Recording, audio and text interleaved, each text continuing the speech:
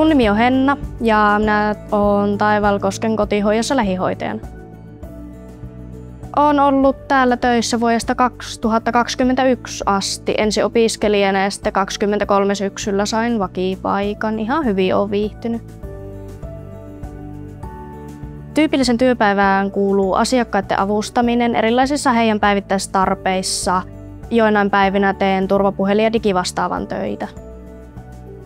Pohde on työnantajana minun mielestä hyvä.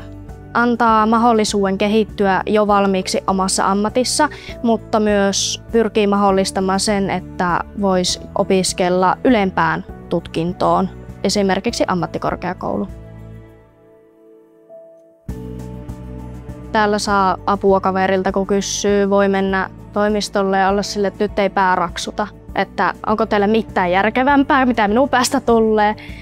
Saa myös kannustusta ja rakentavaa palautetta myös tulee. Mä haluaisin, että uusi työkaveri olisi iloinen, omatoiminen, mutta uskaltaisi omatoimisuuden lomassa myös kysyä apua, jos ei jotakin osaa. Taivalkoski kannattaa valita siksi, koska tämä on pieni ja tosi kaunis paikkakunta. Täällä on paljon palveluita ja kunnassa on paljon muutakin kuin vain tämä keskusta. Täällä on myös syrjäkylillä paljon erilaista nähtävää.